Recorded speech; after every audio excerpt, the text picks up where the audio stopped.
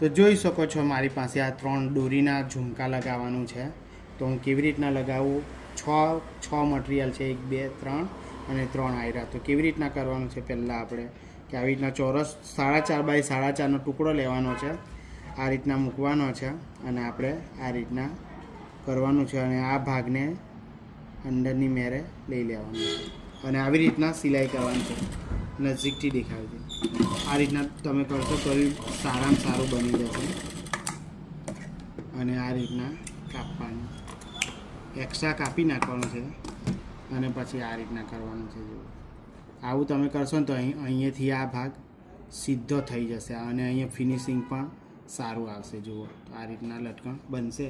તો બધા જ લગાવું તે જુઓ તમે, આ રીતના કરવાનું છે, જોઈ શકો છો. અને પછી આ રીતના કરીને આ રીતના સેમ ટુ સેમ ભેગું કરી લેવાનું અને તમે આરામથી કરવાનું આ વસ્તુ.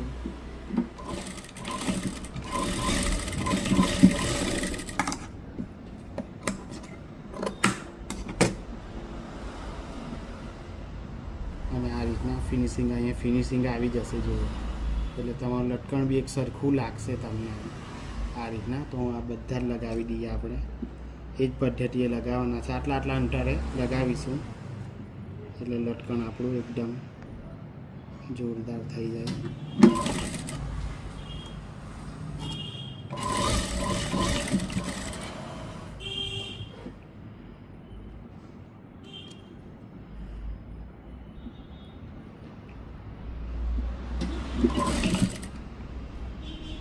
સેમ ટુ સેમ ડિસ્ટન્સ છોડવાનો છે, દોરીનો જે ડિસ્ટન્સ છે આ એટલો સેમ ટુ સેમ જ છોડવાનો, એટલે આપણું આગળ પાછળ નહીં થાય. અને આ રીતના કરી નાખવાનું છે અને આ રીતના પલટાઈ દેવાનું.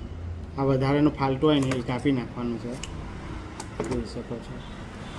અને આ રીતના કરીને આ પણ અહીંયા સરખું ફિનિશિંગ અને લઈ લેવાનું, એટલે અહીંયા પણ દેખાશે નહીં. આ બે લટકણ થઈ ગયા. હવે ત્રીજું આપણે લગાવીએ એટલે આપણું ફાઇનલ લટકણ થઈ જશે મિત્રો.